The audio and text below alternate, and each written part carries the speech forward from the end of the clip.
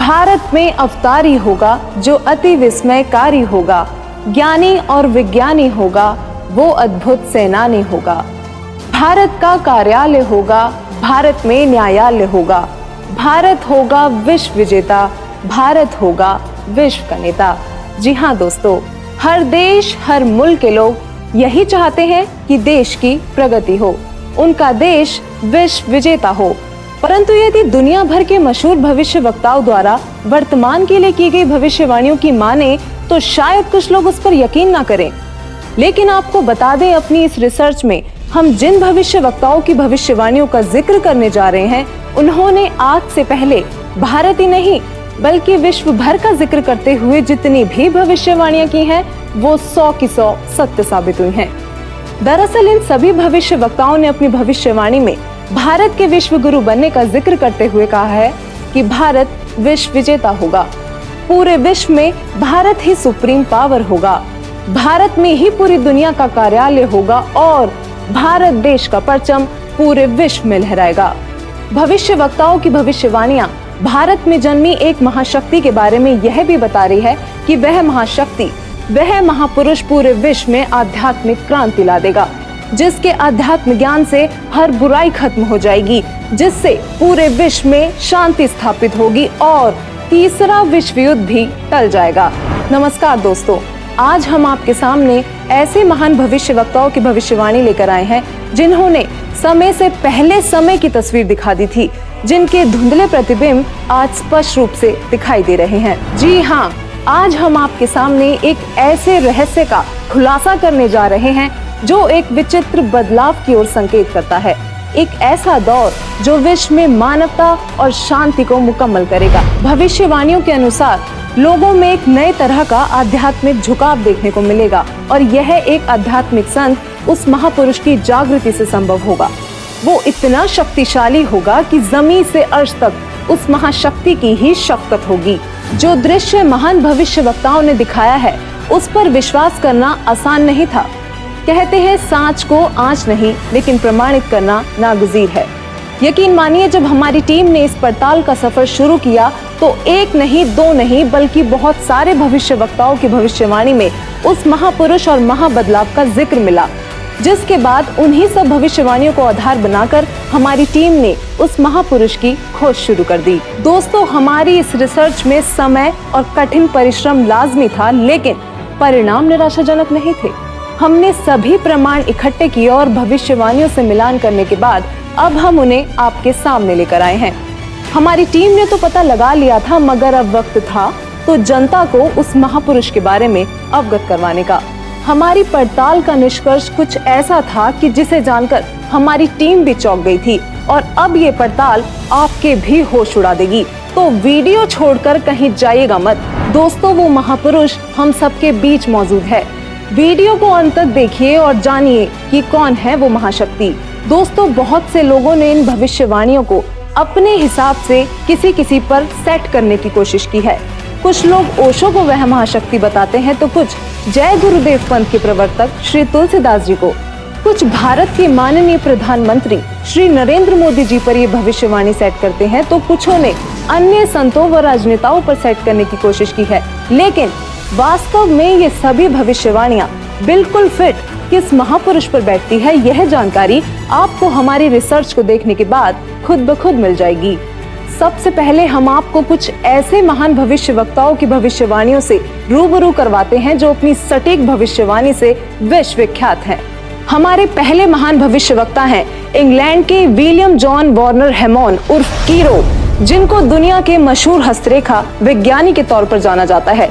भारत की आजादी व भारत के उज्जवल भविष्य की सटीक भविष्यवाणी करने वाले कीरो विश्व में होने वाले इस परिवर्तन को किस तरीके से देख रहे थे, आइए जानते हैं।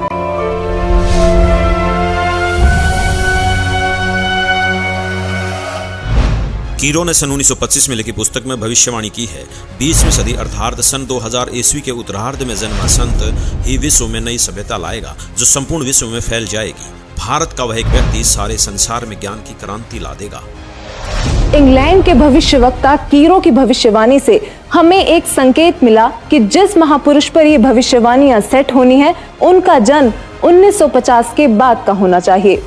तो चलिए अब चलते हैं नॉर्वे के श्री आनंद आचार्य जी की भविष्यवाणी की ओर, जिन्होंने पूरे गर्व के साथ अपनी भविष्यवाणी में भारत का जिक्र किया है।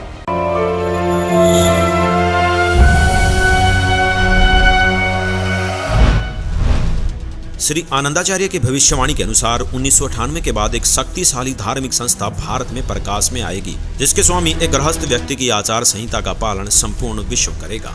धीरे धीरे भारत औद्योगिक, धार्मिक और आर्थिक दृष्टि से विश्व का नेतृत्व करेगा और उसका आध्यात्मिक तत्वज्ञान ही पूरे विश्व को मान्य होगा। आनंद आचार्य जी की भविष्यवाणी से हमें एक और संकेत मिला कि वो महापुरुष गृहस्थी होगा। दोस्तों, ये कुछ ऐसी भविष्यवाणियां हैं जो शायद आपने कभी सुनी तो होंगी, लेकिन कभी उन पर गौर नहीं किया होगा। अब देखते हैं नवयुग के बारे में भविष्यवाणी करने वाले इजराइल देश के जाने माने भविष्यवक्ता प्रोफेसर हरार जी का क्या कहना है।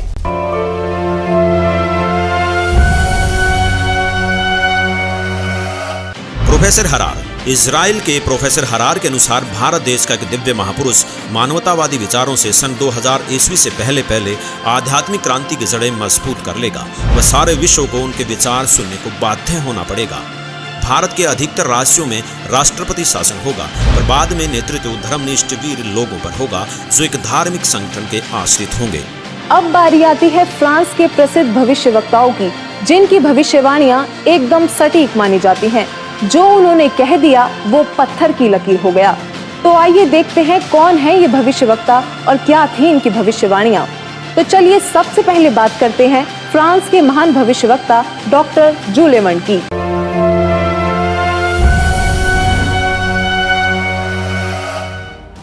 डॉक्टर जूले वर्न के अनुसार भारत से उठी ज्ञान की धार्मिक क्रांति नास्तिकता का नाश करके आंधी तूफान की तरह संपूर्ण विश्व को ढक लेंगी। उस भारतीय महान आध्यात्मिक व्यक्ति के अनुयायी देखते देखते एक संस्था के रूप में आत्म शक्ति से संपूर्ण विश्व पर प्रभाव जमा लेंगे। डॉक्टर जूले वर्न ने भी उस महापुरुष का जिक्र करते हुए भारत का नाम लिया है। इन्होंने स्पष्ट कर दिया कि वो महान शक्ति भारत से ही उजागर होगी और पूरे विश्व पर प्रभाव डालेगी। मैं सीना ठोक कर कहता हूँ, मेरे सायरन को कोई रोक नहीं पाएगा और वह जरूर आएगा। ऐसा कहना था महान भविष्यवक्ता मिशेल दी नॉस्ट्राडामस का, जो आज भी बहुत से लोगों के दिलों में अपनी जगह बनाए हुए हैं, जिनकी भविष्यवाणियों को आज तक कोई भी गलत सिद्ध नहीं कर पाया। उन्होंने जैसा कहा वही होता गया। नॉस्ट्राडामस ने अपनी भविष्यवाणी में होने वाले इस महान परिवर्तन की तफसील से व्याख्या की है। तो आइए देखते हैं क्या कुछ बताया उन्होंने अपनी भविष्यवाणी में।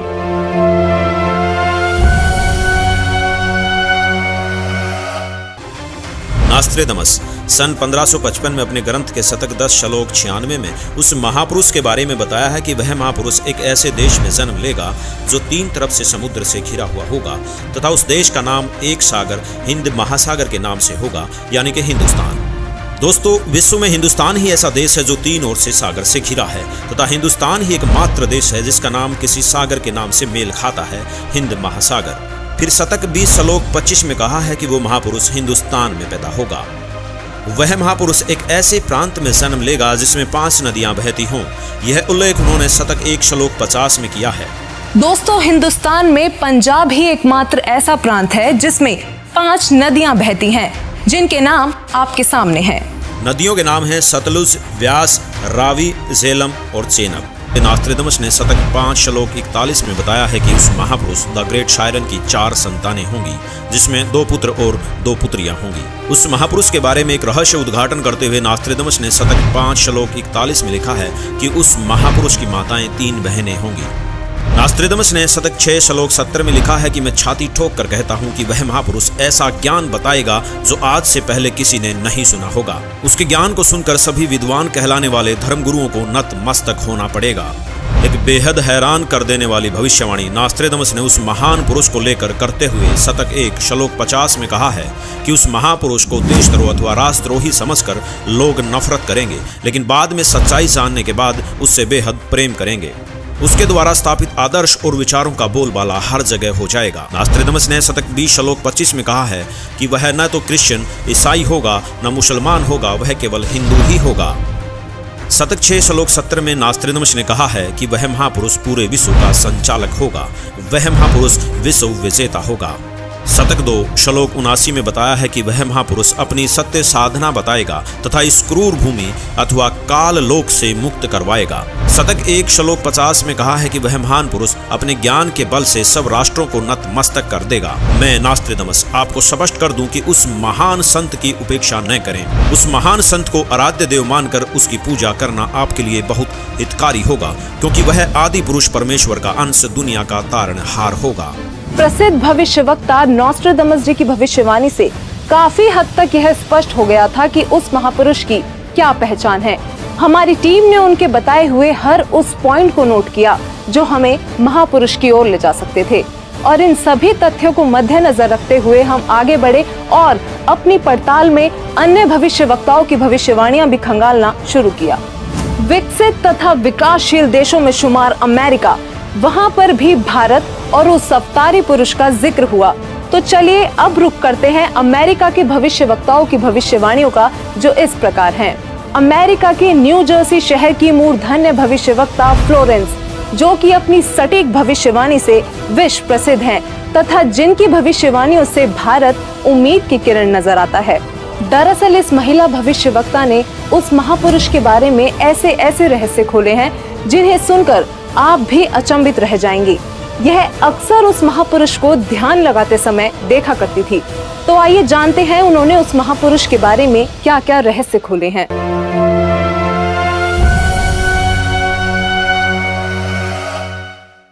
भविष्यवक्ता फ्लोरेंस ने अपनी लिखी पुस्तक golden light of new era में 1960 में लिखा है कि जब मैं ध्यान लगाती हूँ तो अक्सर एक संत को देखती हूँ।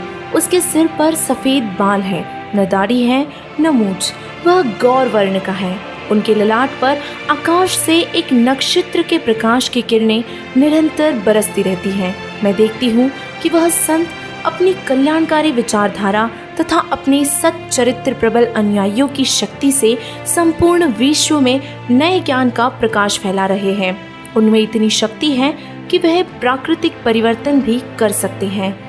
मैं उस पवित्र स्थान पर एक प्रचंड तपस्वी को देख रही हूँ, जिसका तेज बड़ी ही तेजी से फैल रहा है। मनुष्य में सोए दैवत्व को जगाने तथा धरती को स्वर्ग जैसा बनाने के लिए वह संत दिन रात प्रयत्न कर रहे हैं। भविष्यवक्ता फ्लोरेंस बताती हैं कि मैं भविष्य के विषय में एक बहुत ही महत्वपूर्ण बात बता रही हूँ। 20वीं शताब्दी के अंत में भारतवर्ष से एक प्रकाश निकलेगा। यह प्रकाश पूरी दुनिया को उन दैविक शक्तियों के विषय में जानकारी देगा जो अब तक हम सभी के लिए रहस्यमय बनी हुई है। एक दिव्य महापुरुष द्वारा यह प्रकाश पूरे विश्व में फैलेगा। वह सभी को सतमार्ग पर चलने की प्रेरणा देगा। समस्त दुनिया में एक नई सोच की ज्योति फैलेगी। जब मैं ध्यान अवस्था में होती हूँ तो अक्सर यह दिव्य महापुरुष मुझे दिखाई देते हैं। फ्लोरेंस ने बार बार इस संत या दिव्य पुरुष का जिक्र किया है। साथ ही ये भी बताया है कि उत्तरी भारतवर्ष में एक पवित्र स्थान पर वे मौजूद हैं। भविष्यवक्ता फ्लोरेंस की भविष्यवाणियों से हमें जो जानकारी मिली उसकी हमने बड़ी ही गहनता से जांच की, क्योंकि उनकी भविष्यवाणी ने वो रहस्य खोले जो हम सोच भी नहीं सकते थे। फ्लोरेंस की भविष्यवाणी से जो रहस्य उजागर हुआ वो चौंकाने वाला था। इस रहस्य के खुलने से हमारी टीम को आगे बढ़ने में बहुत मदद मिली। तो चलिए अब देखते हैं अमेरिका के ही अन्य भविष्यवक्ता क्या कहते हैं। अब हम बात करने जा रहे हैं भारत के पहले प्रधानमंत्री पंडित जवाहरलाल नेहरू जी के निधन तथा नेहरू जी के उत्तराधिकारी चुने जाने की सटीक भविष्यवाणी करने वाली अमेरिका की महान भविष्यवक्ता श्रीमती जीन डिक्सन की।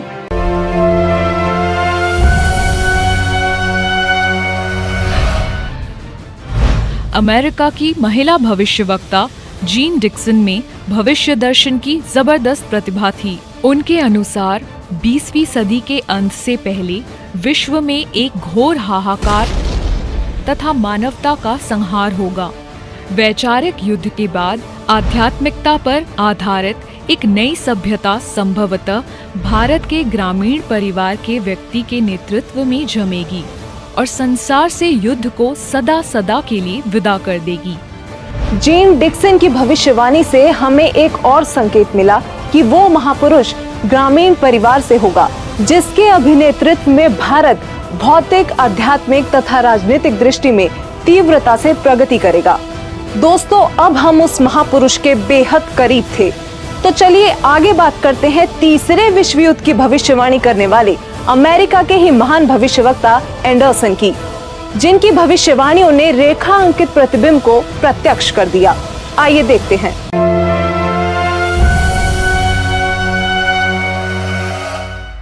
21वीं सदी में भारत के देहात का एक धार्मिक व्यक्ति एक मानव, एक भाषा और एक झंडे की रूपरेखा का संविधान बनाकर संसार को सदाचार, उदारता, मानवीय सेवा व प्यार का सबक देगा।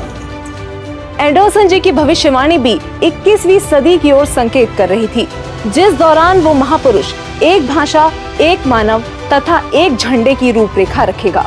इतने संकेत मिलने के बावजूद भी हमने अन्य भविष्यवक्ताओं की भविष्यवाणियां देखना जारी रखा और अब हमारे सामने आती है हंगरी की महान भविष्यवक्ता बोरिस्का की भविष्यवाणी। बोरिस्का का नाम भी भविष्यवक्ताओं की सूची में अव्वल है, जो विकसित अनचेतना से संपूर्ण जगत की भूतकालीन तथा भावी गतिविधियों को देख पाने में सक्षम थी।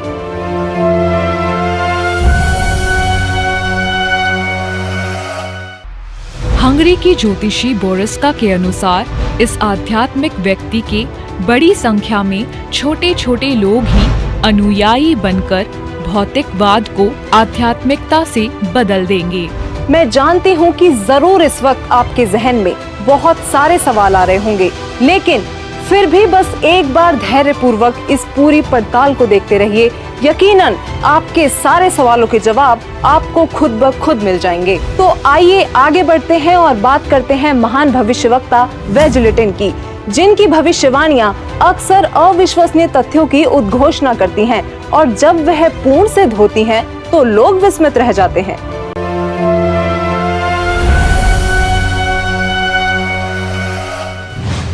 श्री वेजलेटिन। भविष्यवक्ता श्री वेजलेटिन के अनुसार 20वीं सदी के उत्तरार्ध में सन 1950 के पश्चात विश्व में आपसी प्रेम का अभाव, मानवता का हास, माया का संग्रह की दौड़, लूट व राजनेताओं का अन्यायी हो जाना आदि आदि बहुत से उत्पात देखने को मिलेंगे। परंतु भारत में उत्पन्न हुई शांति, भ्रातृत्व भाव पर आधारित नई सभ्यता संसार से देश, प्रांत और जाति की सीमाएं तोड़कर विश्व भर में अमन और चैन उत्पन्न करेंगी। भविष्यवक्ता वेजलेटिन ने अपनी भविष्यवाणी में आज की स्थिति का बखूबी जिक्र किया है।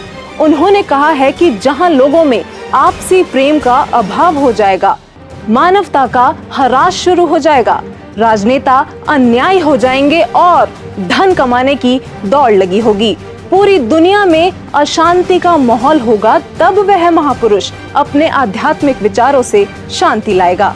इस हाहाकार को मिटाने वाला महापुरुष बहुत ही जल्द पूरे विश्व में शांति लाएगा। दोस्तों, भविष्यवाणियों की पड़ताल का ये सफर हमारे लिए किसी चक्रव्यूह से कम नहीं था, लेकिन हमें यकीन था कि कहीं ना कहीं ये सफर हमें हमारी मंजिल तक जरूर पहुंचा देगा और ऐसा ही हुआ। क्योंकि वो महापुरुष भारत से है, तो विदेशों के इन सभी भविष्यवक्ताओं की भविष्यवाणियों से जो जो संकेत हमें मिलते गए, उन पर गौर करते हुए अब हम भारत के भी कुछ संतों की भविष्यवाणियों पर ध्यान देने लगे। तो चलिए सबसे पहले बात करते हैं सिख धर्म के गुरु श्री गुरु नानक देव जी की, जिनके बारे में हमें ज्यादा बताने की जरूरत नहीं, क्योंकि सब उनसे बखूबी परिचित हैं। उनकी पुस्तक जन्म साखी भाई बालेवाली में एक ऐसी भविष्यवाणी मिली है जो ये स्पष्ट करती है कि वो महापुरुष कौन होगा। तो आइए देखते हैं क्या है ये भविष्यवाणी।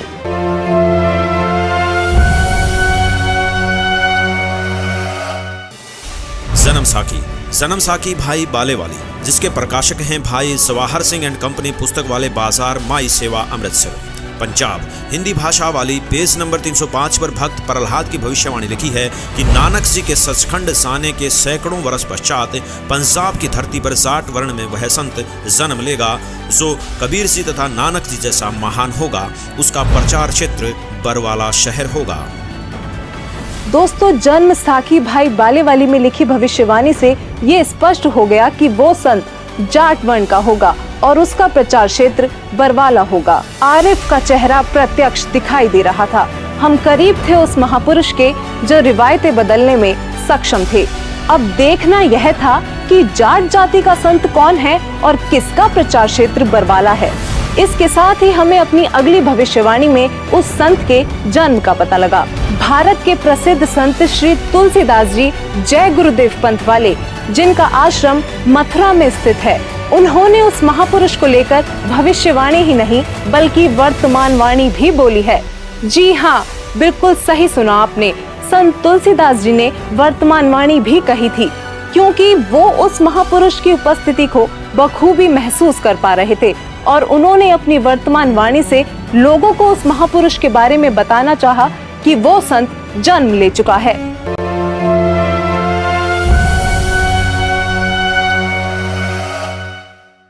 श्री तुलसीदास जी उर्फ जय गुरुदेव जी ने 7 सितंबर 1971 में भविष्यवाणी की थी, जो अपनी शाकाहारी पत्रिका में पेज नंबर 50 में लिखी है कि वह अवतार जिसकी लोग प्रतीक्षा कर रहे हैं वह 20 वर्ष का हो चुका है। यदि उसका पता बता दूं तो लोग उसके पीछे पड़ जाएंगे। अभी ऊपर से बताने का आदेश नहीं हो रहा है। मैं समय का इंतजार कर रहा हूँ। सभी महापुरुषों ने समय का इंतजार किया है और समय आने पर सबको सब कुछ मालूम हो जाएगा। श्री तुलसीदास जी द्वारा 28 अगस्त 1971 को की गई भविष्यवाणी अनुसार महापुरुष का जन्म भारतवर्ष के एक छोटे से गांव में हो चुका है और वह व्यक्ति मानव इतिहास का सबसे महत्वपूर्ण व्यक्ति बनेगा। उसे जनता का इतना बड़ा समर्थन प्राप्त होगा कि आज तक किसी को नहीं मिला है। वह महापुरुष नए सिरे से विधान को बनाएगा और वह विश्व के संपूर्ण देशों पर लागू होगा। उसका एक झंडा होगा, उसकी एक भाषा होगी। शाकाहारी पत्रिका का उपरोक्त वर्णन पुस्तक जय गुरुदेव की अमृतवाणी भाग 2 के 50 तथा 59 पर लिखा है, जिसकी लेखिका हैं दिव्या शर्मा तथा मुद्रक हैं अर्जेंट प्रिंटिंग प्रेस, पुराना बस स्टैंड, मथुरा। इसके साथ ही एक और भविष्यवाणी बाबा जय गुरुदेव उर्फ तुलसीदास जी द्वारा 28 अगस्त 1971 को की गई थी, जो शाकाहारी पत्रिका पृष्ठ 59 में लिखी है। संत तुलसीदास जी ने अपनी वाणी में यह स्पष्ट रूप से बताया कि वो संत पृथ्वी पर मौजूद है और 7 सितंबर 1971 को वह पूरे 20 वर्ष का हो चुका है। राजस्थान के भविष्यवक्ता बाबा रामदेव को कौन नहीं जानता, इन्होंने तो कमाल ही कर दिखाया है।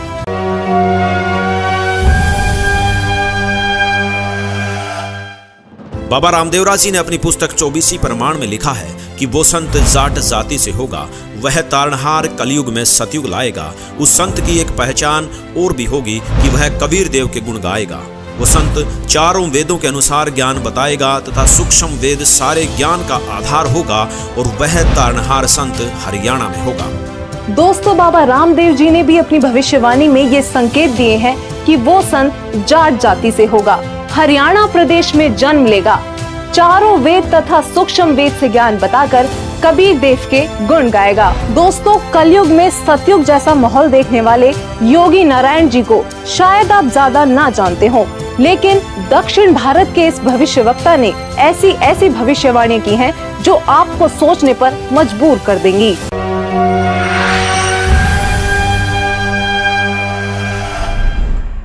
दक्षिण भारत के कर्नाटक के योगी नारायण जी ने अपनी पुस्तक काल ज्ञान में उस महापुरुष के साथ साथ उनके द्वारा लाए जाने वाले राम राज्य का भी जिक्र किया है। योगी नारायण जी की भविष्यवाणी कहती है कि वह दैविक शक्ति वाला महापुरुष पूरे विश्व को एक करके पूरे साम्राज्य पर राज करेगा, सबका प्रभु बनेगा। वह महापुरुष उत्तरी भारत से हो सकता है, ऐसा संकेत दिया है। उस महापुरुष का शासन धर्मयुक्त होने के कारण वर्षा अच्छी होगी, फसल भी अच्छी आएगी। जनता आने वाले समय में ज्यादा पैसों के पीछे ना पड़कर और अपने समय को बर्बाद ना करके तत्वचिंतन, आत्म कल्याण व लोक कल्याण के कार्य में मगन रहेंगे। वो सदियों से ठीक ना होने वाली बीमारी को प्रारब्ध के पाप का फल बोलते हैं, लेकिन उसके द्वारा दिए गए तारक मंत्र से उनके साम्राज्य में आपको प्रारब्ध कर्म के पाप का फल नहीं भोगना होगा और किसी भी प्रकार के असाध्य रोग ठीक हो जाएंगे। वाणी नंबर 22 पेज नंबर 225। उसके आदेश से शराब, तंबाकू, गांजा और भी जितने नशीले पदार्थ हैं उनको खाना पीना तो दूर, हाथ लगाने को भी निषेध होगा। प्रजा में ऊंच नीच का कोई भी प्रश्न नहीं रहेगा। सभी आपस में प्यार से मिलजुल कर रहा करेंगे। कौम, जाति, धर्म के नाम पर झगड़ा कराने वाले स्वार्थी नहीं रहेंगे। वाणी नंबर 23 पेज नंबर 229। इससे पहले बताई गई भविष्यवाणी में लोक प्रभु बनने वाला वो महापुरुष ब्रह्म विद्या धुरंधर गुरु होगा, अध्यात्म का पूर्ण जानकार होगा, पर ब्रह्म को बड़े साहस पूर्वक ढंग से बताएगा कि पूर्ण परमात्मा ही पूजा के योग्य है, पूर्ण ब्रह्म की ही पूजा करनी चाहिए। वाणी नंबर 24 पेज नंबर 235-236। वह महापुरुष अपने अनुयायियों को रेचक कुंभक यानी श्वास के जरिए अजप अजाप मंत्र देकर भक्ति साधना कराएगा। इससे मन संयमित रहेगा, इंद्रियों पर विजय प्राप्त होगी, मनोलय यानी मन में शांति होगी, अष्टसिद्धि तत्व ज्ञान युक्त होकर जीव मोक्ष की ओर बढ़ेगा। दर्शकों, सभी भविष्य वक्ताओं की भविष्यवाणियों की पड़ताल करने के बाद अब हमारे पास बहुत सारे तथ्य एकत्रित चुके थे, जिनको हमने एक साथ रखकर देखा तो एक पहेली जैसे सुलझ सी गई हो। अब हमारे सामने एक ऐसा डेटा था जिसके आधार पर हमने सभी संतों पर भविष्यवाणियां सेट करनी शुरू कर दी, चाहे वो ओशो हो या राधा स्वामी पंथ के प्रवर्तक श्री गुरविंदर सिंह जी, सतपाल जी महाराज हो या फिर बाल योगेश्वर आदि। दोस्तों, हमारी इस फेरियस्त में हर वो संत और महापुरुष मौजूद थे जिनका नाम अक्सर आपके जहन में आता होगा। आध्यात्मिक संत या महापुरुष ही नहीं, बल्कि हमने प्रधानमंत्री नरेंद्र मोदी जी जैसे राजनेताओं पर भी भविष्यवाणी को सेट करके देखा, लेकिन एक एक करके सभी संतों व राजनेताओं की छटनी होती चली गई और अंत में हमारे सामने थे एक ऐसे संत, एक ऐसे महापुरुष जिनके बारे में हमने सोचा तक नहीं था। केवल एक यही संत ऐसे थे जिन पर सारी की सारी भविष्यवाणियां खरी उतर रही थी। दोस्तों, अब हम आप सभी दर्शकों से अनुरोध करते हैं कि दिल थाम कर बैठिए और तैयार हो जाइए उस महापुरुष को देखने के लिए, क्योंकि अब हम पेश करने जा रहे हैं उस महापुरुष की तस्वीर। दोस्तों, वो संत कोई और नहीं बल्कि पूरी दुनिया में सब संत महंत गुरु आचार्यों शंकराचार्यों से हटकर सर्व धर्म ग्रंथों के आधार पर सद्भक्ति प्रदान करने वाले अद्वितीय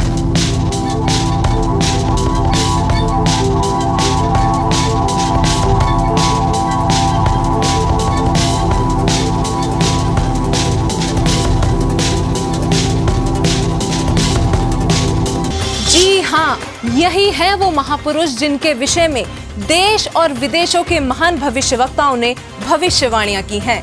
दोस्तों, हमने इस सफर की शुरुआत में ही बताया था कि परिणाम आपको चौंका देगा। यकीनन संत रामपाल जी ही वो महापुरुष हैं जिन पर सभी भविष्यवाणियों का हर एक तथ्य पूरी तरह से फिट हो रहा था। अब बस आप वीडियो को अंत तक देखते जाइए, क्योंकि अब हम बारी बारी सभी भविष्यवाणियों को संत रामपाल जी से जोड़कर दिखाएंगे, जिससे आप स्वयं ये निर्णय कर लेंगे कि हमारी रिपोर्ट सही है या नहीं। तो चलिए सबसे पहले बात करते हैं उस पृष्ठभूमि की जहां वो महापुरुष अवतरित हुए। नोस्ट्रेदामस के अनुसार वह महापुरुष ऐसे देश से होगा जो 3 तरफ से समुद्र से घिरा होगा और उस देश का नाम भी एक सागर हिंद महासागर के नाम पर होगा, यानी कि हिंदुस्तान। अमेरिका की भविष्यवक्ता फ्लोरेंस और जीन डिक्सन का कहना है कि प्राकृतिक परिवर्तन भी कर सकने वाला वह महापुरुष उत्तर भारत के ग्रामीण परिवार में होगा। 28 अगस्त 1971 को जय गुरुदेव पंथ के प्रवर्तक श्री तुलसीदास जी ने भी उस महापुरुष का उल्लेख करते हुए कहा है कि उनका जन्म भारतवर्ष के एक छोटे से गांव में हो चुका है।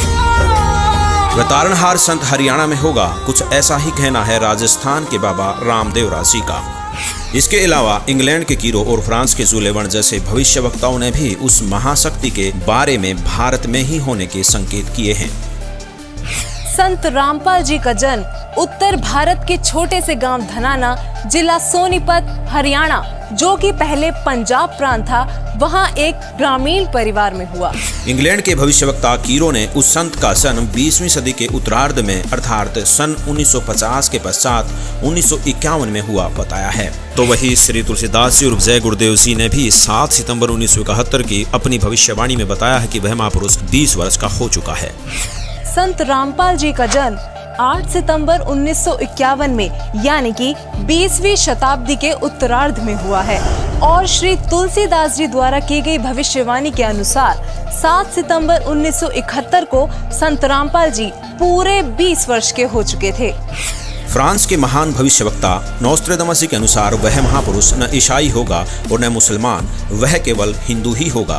और इसी भविष्यवाणी का समर्थन जन्म साकी भाई बालेवाली में भी किया गया है कि वह संत जाट वर्ण का होगा और उसका प्रचार क्षेत्र बरवाला है। बाबा रामदेवरा जी ने अपनी भविष्यवाणी में बताया है कि वह संत जाट जाति से होगा तथा चारों वेदों और सूक्ष्म वेद से ज्ञान बताकर कबीर देव के गुण गाएगा। यहाँ संत रामपाल जी ही विश्व में एकमात्र ऐसे संत हैं जो हिंदू धर्म में जाट जाति से बिलोंग करते हैं और जिनका प्रचार क्षेत्र भी सतलोक आश्रम बरवाला, जिला हिसार, हरियाणा रहा है। वो सभी धर्म ग्रंथों के आधार पर कबीर देव जी का गुणगान करते हैं। नोस्ट्रेदामस के अनुसार उस महापुरुष की 4 संतानें होंगी और उनकी माताएं 3 बहनें होंगी। यहाँ नॉर्वे के आनंदाचार्य जी ने भी यही बताया है कि वह महापुरुष एक गृहस्थ व्यक्ति होगा।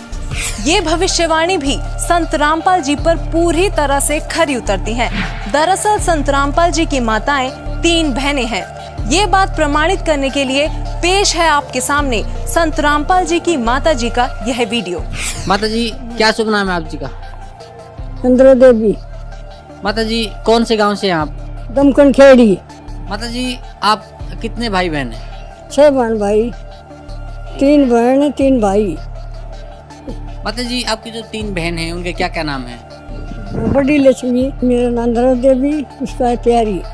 वहीं संत रामपाल जी महाराज जी की 4 संतानें, 2 पुत्र तथा 2 पुत्रियां भी हैं। अमेरिका के न्यू जर्सी शहर की भविष्यवक्ता फ्लोरेंस ने बताया कि वह महापुरुष गौर वर्ण के हैं। सिर पर सफेद बाल है, न दाढ़ी है और न मूछें। इन सभी भविष्यवाणियों का मिलान आप जी चाहें तो अपने आप भी कर सकते हैं। संत रामपाल जी गौर वर्ण के हैं। उनके सिर पर सफेद बाल है और वो बगैर दाढ़ी मूछ के रहते हैं। एक आश्चर्यचकित भविष्यवाणी करते हुए फ्रांस के नोस्ट्रेदामस जी कहते हैं कि प्रथम तो लोग उस महापुरुष को देशद्रोही अथवा राजद्रोही समझकर नफरत करेंगे, लेकिन बाद में सच्चाई जानकर बेहद प्रेम करेंगे।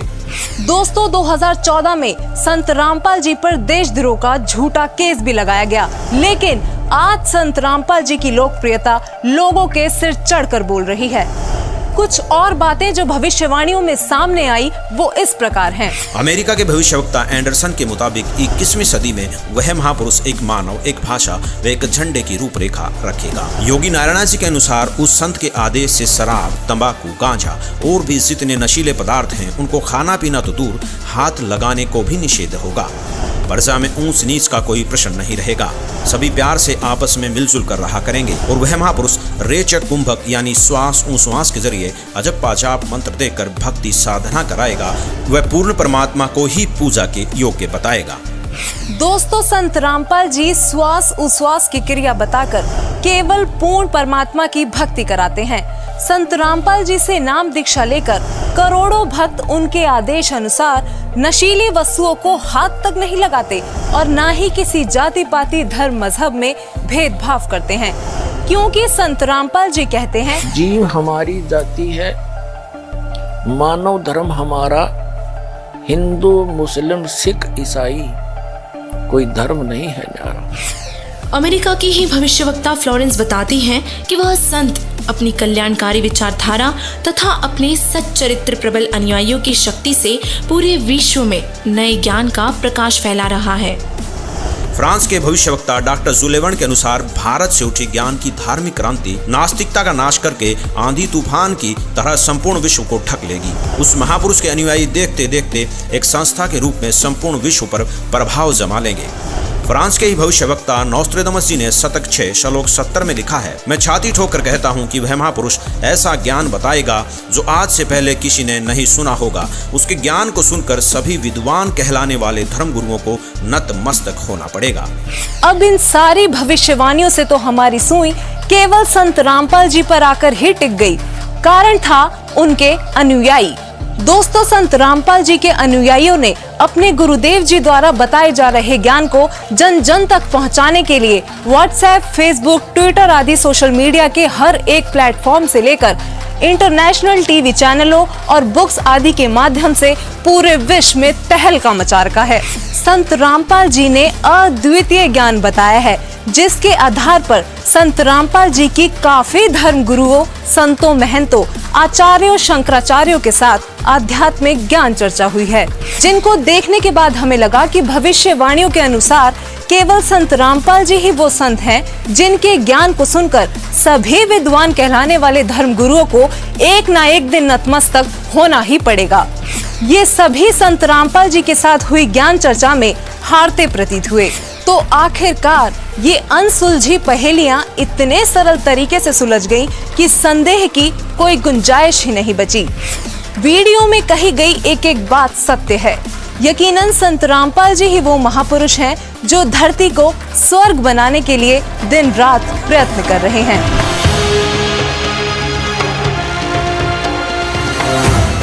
पर में पंथ प्रगट हो बाणी, ये पर माँ पंथ गरीबदास के पंथ में कहते, मेरी महिमा की वाणी, मेरी लीला की वाणी पुनः प्रगट होगी उसके द्वारा, और शब्द हमारे का निर्णय ठानी।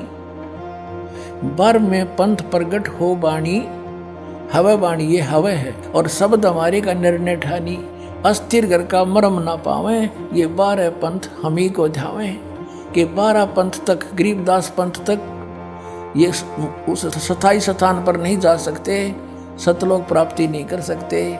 फिर कहते हैं बर में पंथ हम ही चलावें, बर में पंथ में हम ही चलकर आवेंगे। गरीबदास वाले में आगे चल गए और सब पंथ मिटा के एक का पंथ चलावें। और कहते हैं अब परमात्मा ने कलयुग को 3 चरणों में बांटा है।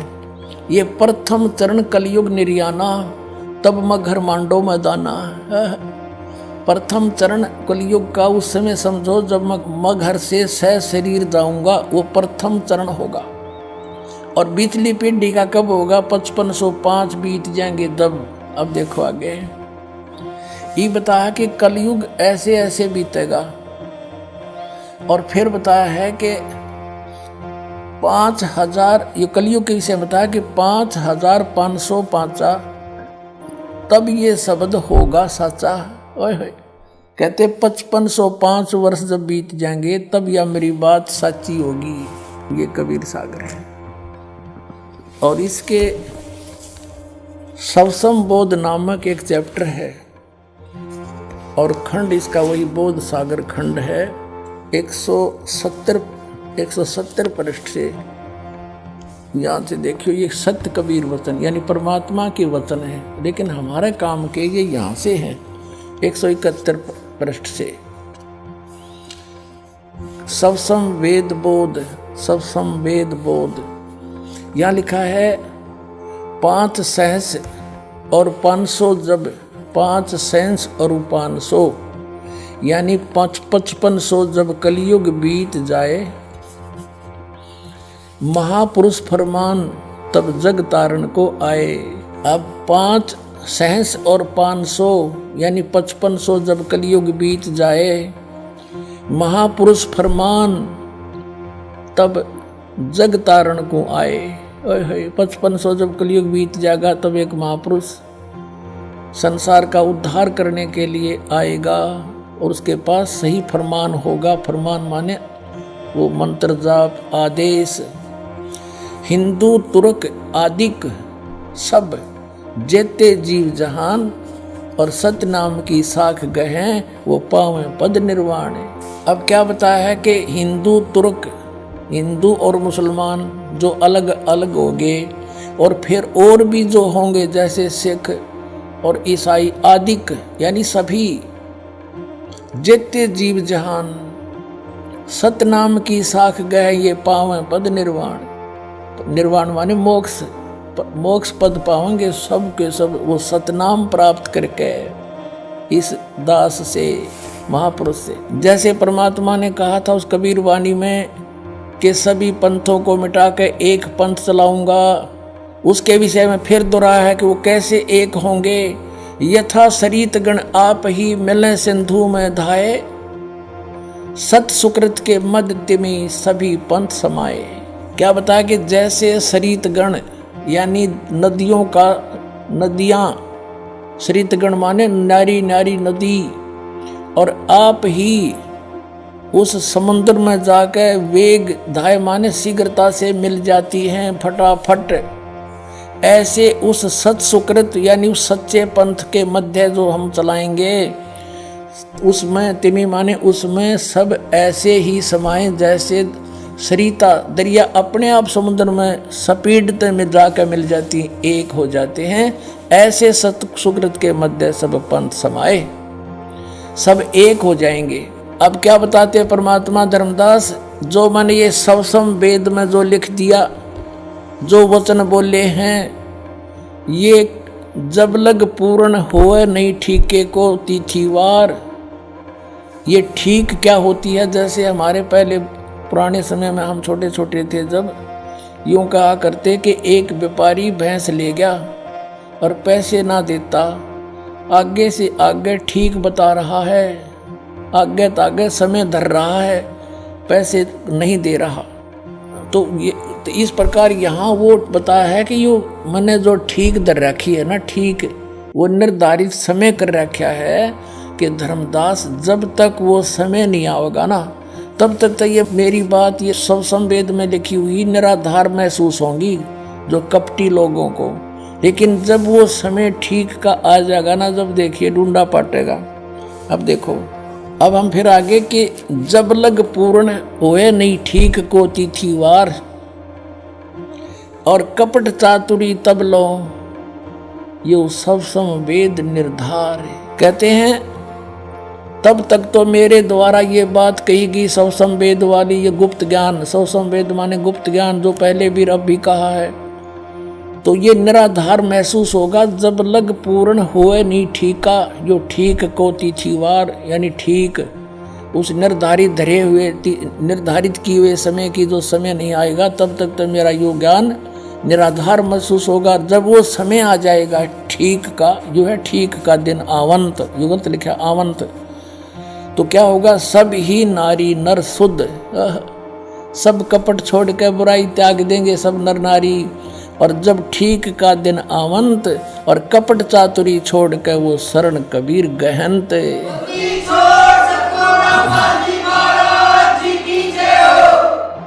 पूरे विश्व में लिखा परमात्मा ने कि सब एक हो जाएंगे। क्या लिखा है कि एक अनेक हव गए और पुनः अनेक हो एक, हंस चले सतलोक को सब सत नाम की टेक। एक से हम अनेक बना दिए काल ने, हिंदू न्यारे, मुसलमान अलग, सिख न्यारे, ईसाई अलग से और नरे धर्म बना दिए और ये मजहब पंथ गणे बना दिए। कहते हैं जैसे हम एक से अनेक हो गए और पुनः फिर हम अनेक से एक होवांगे, पुनः अनेक हो एक और हंस चले सतलोक को सब सत नाम की टेक। ओए होए के सभी सतलोक में चले जाएंगे सतनाम प्राप्ति करके। इस दास से इससे पहले राधा स्वामी पंथालय ने सतनाम का कह ख का भी पता कोई ना, ये काल के दूत थे इसलिए छुपा कर रखी भगवान ने, उनको सतनाम का नहीं पता यू खान का है पीण का।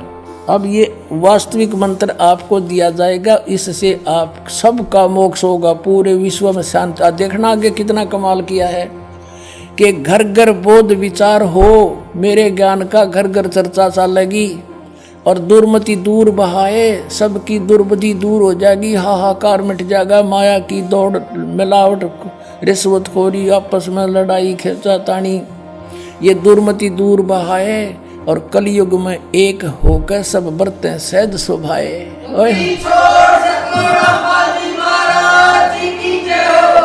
तो 2000 सन में 5508 वर्ष कलयुग बीत गया। अब हम पीछे चले 5505 निकालने के लिए। 1997 में 5505 कलयुग बीता, 1999 में 5507 हो गया और 1998 में 6 हो गया, 1997 में 5505 वर्ष कलयुग बीत गया। और उस समय इस दास को 1997 में 10 बजे इस शुक्ल फागुन की उत्तरते की एकम के दिन 1997 में दास को परमात्मा पुनः मिले थे। उसमें आदेश दे दिया था कि अब समय आ गया है इस सतनाम की को उजागर कर देने का, बेटा कर दे। और मुझसे कहा था कभी किसी को जिक्र ना करना कि मेरे मिलन का समय आने पर बता। लेकिन दास ने लिख दिया था एक पुस्तक में, अभी दिखाते हैं आपको, बहुत पहले।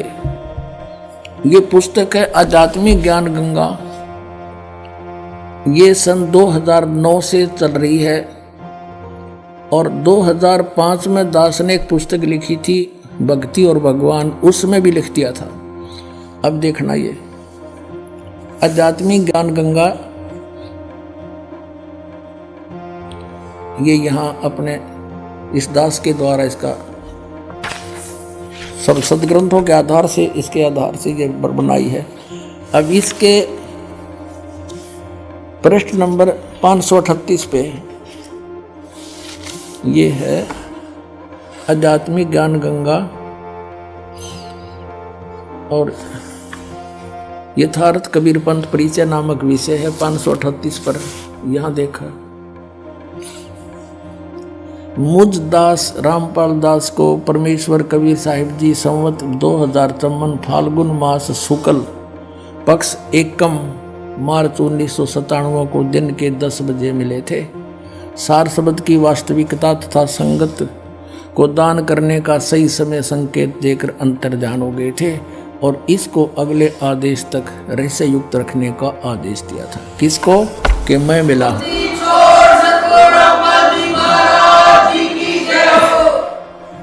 तो पुण्यात्माओं, ये दास ने कोई बाद में नहीं लिखी, ये 5505 तो ईब समझ में आई हमारा। ये ईब कैलकुलेशन करी दोबारा भी कैसे सेट होया। ये वहाँ नो का नो जिसने मालिक ने बना के भेज रखा उसमें कमी नहीं रह सकती। ये दास उसी परमेश्वर का भेजा हुआ है आपके लिए।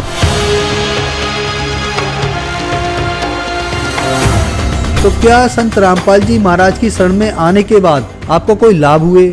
संत रामपाल जी महाराज जी की शरण में आने से हमारे जो माइंड में प्रॉब्लम रहती थी वो सही हुई और हमारी बेटी की जो निमोनिया थी वो भी ठीक हुई। हमारी आर्थिक स्थिति ठीक हो गई। मेरे हस्बैंड की जॉब नहीं होती थी, उनकी जॉब पहले पानीपत में लगी, कॉन्ट्रैक्ट पे लगे थे, 2-2.5 साल तक रहे। आज वो परमानेंट जॉब पे करनाल में लगे हैं। आशीर्वाद मात्र से मेरे गले में जो कैंसर की गांठें थी वो बिल्कुल ठीक हो गई और मेरे दिल में छेद था वो भी संत रामपाल जी महाराज के आशीर्वाद मात्र से ही बिल्कुल ठीक हूँ मैं। छोटी मोटी बीमारी थी तो परमात्मा की दया से शरण में आने से संत रामपाल जी महाराज जी के वो भी बिल्कुल दूर हो गई छोटी मोटी बीमारी जो थी। सदगुरु रामपाल जी महाराज की कृपा से यहाँ आने के बाद में ये नशा पता सब मेरा छूट गया, जबकि इतने कोशिश करने के बावजूद मैं नशे से एक पल भी दूर नहीं रहने पा रहा था। तो पहले बहुत नशे करता था, दारू गांजा भांग शराब जितने भी हैं टोटल नशे दास किया करता था। संत रामपाल जी की शरण में आने से पहले सबसे पहले तो मुझे एक लाभ हो गया, नशे छूट गए। कैंसर की बीमारी बिना ऑपरेशन बिना कुछ दवा के संत रामपाल जी महाराज जी ने चरणामृत प्रसाद दिया और आशीर्वाद दिया और भक्ति ज्ञान दिया और उसके बाद मैं तंदुरुस्त हूँ और दिन में अपना सब कुछ खाता हूँ, मुझे कोई समस्या नहीं है। सबसे बड़े लाभ ये हुआ है कि मेरे पापा जी हैं जिनको डायबिटीज़ बहुत ज़्यादा ही रहती थी कि 500 से नीचे उतरने वाली डायबिटीज़ आज एकदम नॉर्मल है। गुरुदेव संत रामपाल जी महाराज से नाम दीक्षा लेने के बाद सदगुरुदेव जी ने ऐसे दया करी कि जिस दिन मैंने नाम दीक्षा ली उसी दिन 5 साल से यानी रोटी नहीं खाई थी, लेकिन उसी दिन मैंने 4-5 रोटी खाई और मेरा जलन का रोग समाप्त होने लगा। संत रामपाल जी महाराज से नाम दीक्षा लेने के बाद मेरा कैंसर का रोग बिल्कुल ठीक हो गया, मैं बिल्कुल स्वस्थ हो गया। जो कबीर जी हैं वो पूर्ण परमात्मा हैं और सतगुरु रामपाल जी महाराज जी हैं वो कबीर परमात्मा के खुद अवतार हैं, इस धरती पे आए हुए हैं। उन्होंने ही सब रजा की है, उनकी ही दया से हमें सारे लाभ हुए हैं। जब मैं दोबारा गई पीजीआई, फिर वहाँ टेस्ट हुए तो सारे टेस्ट क्लियर हो गए। अब जो मेरी प्रॉब्लम थी तीसरे स्टेज पे थी, वो मेरा कैंसर खत्म हो गया। हिंदी छोड़ सतगुरु रामपाल जी महाराज की शरण में जाने के बाद मैं आज कोई भी फ्रूट है, कुछ भी है, चाहे डस्ट है, मेरे को वो बिल्कुल इफेक्ट नहीं करती है। I can eat everything, I can go anywhere, मैं कुछ भी मतलब आज करने में सक्षम हूँ। जब उस डॉक्टर से मेरी बात हुई तो डॉक्टर ने कहा ये तो सच में आपके गुरुजी का ही चमत्कार है संत रामपाल जी महाराज का, जो ये ठीक होगा, नहीं तो कैंसर पेशेंट कभी बचता नहीं है इस कंडीशन में। इतना खतरनाक इनको पॉइजन फैल चुका था, पूरा नसों में भर चुका था। उन नसों से ऑटोमेटिकली पॉइजन गायब होना, ये सबसे बड़ा चमत्कार ही है परमात्मा का। और जब से मैं संत रामपाल जी महाराज की शरण में आई हूँ, मेरा 1 रुपया नहीं गया। आज 4 साल हो रहे हैं लगभग, मैंने कोई दवा भी नहीं खाई है, कोई भी नहीं। इवन मुझे सर्दी खांसी और बुखार भी नहीं होता। जगत गुरु तत्वदर्शी संत रामपाल जी महाराज जी के इस महान मिशन को सफल बनाने के लिए करोड़ों लोग उनके साथ जुड़ रहे हैं। हमारी टीम का भी आप सभी से यही अनुरोध है कि दुनिया में महापुरुष कभी कभार ही आते हैं, इसलिए आप भी संत रामपाल जी महाराज जी के सत्संग सुनिए और शीघ्र अतिशीघ्र उनसे जुड़कर नाम दीक्षा लेकर अपना व अपने प्रियजनों का कल्याण करवाएं। धन्यवाद।